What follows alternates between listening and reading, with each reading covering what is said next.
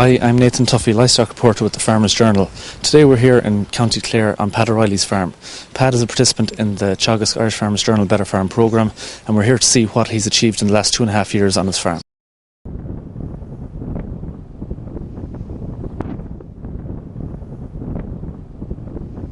Since joining the Better Farm programme, in terms of grassland management, what changes have you put in place here on the farm? Well, I suppose the biggest change is that we're getting cattle out here in mid-February.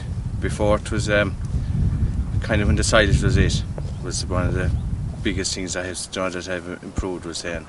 Another thing is we changed from steers to bull beef here to lift the output. Has that caused any problems in terms of management of bulls? Well, the biggest thing if we're doing bulls is you'd want a good main fence all around you. Group size then, what sort of groups do you run on the farm, or how do you split up the bulls? Last year we'd run two groups of about 30, and I found that a disaster. Actually, this year now we divided the whole farm into paddocks, about 1.5 to 2 acre paddocks. Groups of 19s and 14s is what I'm running, 4 groups on the farm. What was the reason for reducing the size of the group? Handling more than 9 tails now was the biggest thing. I found when I had 2 big groups that they'd always pick out 1 or 2 bulls with the big groups that they were actually bullying all the time.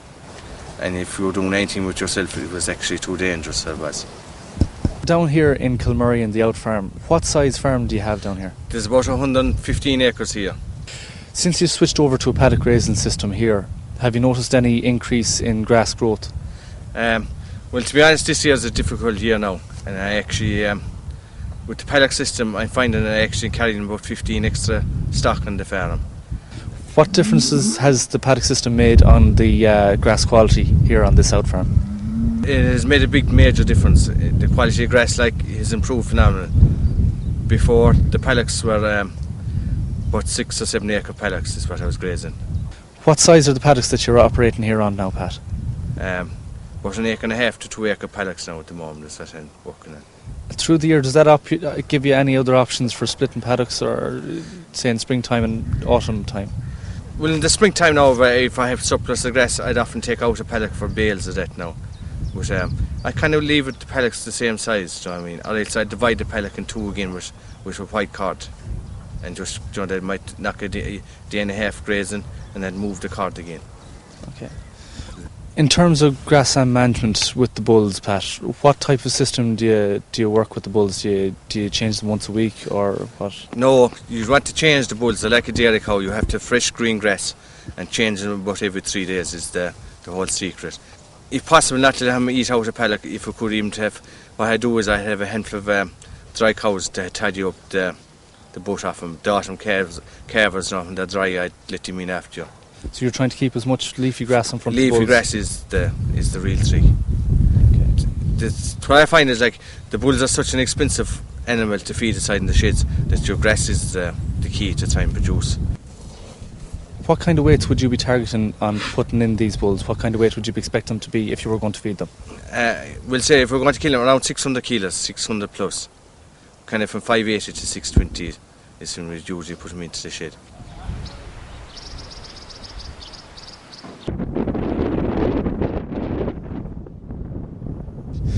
We're joined now by Shane McHugh, Better Farm Advisor here on the west side of the country.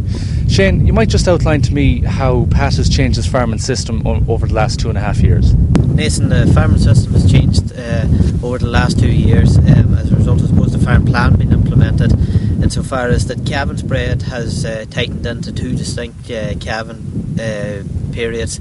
40 cows calved August right through to mid-October, and starting then spring calving herd from January through to end of March, 80 cows. He's increased numbers from 103 cows calved in 2008 up until 122 calved in 2010. How has he increased output on the farm since joining the programme? The output has increased as a result of Pat finishing more cattle on the farm. We set out in the plan that he'd finish bulls at 18 to 20 months. And we've seen them finishing heifers at 18 to 20 months as well.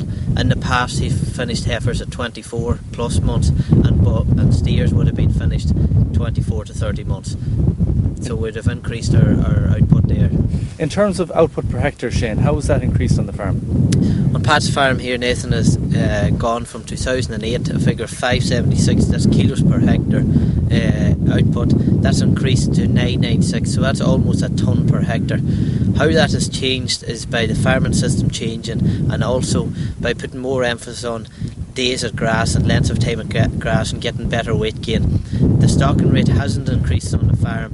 It was 2.17 and it's currently at 2.22, so it hasn't changed dramatically, but the big change is we've got more weight on the farm from, I suppose, number one is from more weight from grass, days of grass, and number two, we've gone down for milk gear cows and get more weight gain there as well. In terms of the gross margin of the farm, Shane, how has that increased? Gross margin for 2008, Nathan, was €420 per hectare. That has increased to 595 in, say, 2 years. 595 is probably a figure that we're happy with in, say, 2 years, but I feel Pat has a potential to drive on further. Realistically, we're looking at a figure of 750 to 800 in 2011. As part of the Better Farm programme, one key thing you focus on is tightening calf and interval. How has Pat been able to tighten his calf and interval on the farm here? On the farm here, Pat has taken a few simple measures. Number one, he set down a plan, 2 distinct calving periods. Calving spread in 2008 was 11 months. So calving at the minute is 10 weeks in the autumn, beginning the 1st of August, finishing mid-October. Spring begins 1st of January, finishes 12 weeks later at the end of March. How do we tighten that from 11 months? Number one is we culled any late calving cows. What I mean in that is we weaned the calves at 3 to 4 weeks of age, sold them in the local mart, and then fattened the cows off grass. Number two is we have set dates for cows are introduced to bull, and dates for when bull is removed from the cows. And number three is we looked at calving the heifers 4 to 6 weeks before our main herd of cows, allowing them to stay in the herd and giving them every chance to be there in year 2. So today we've just seen a glimpse of the changes that Pat has implemented on his farm and how that has affected his gross margin.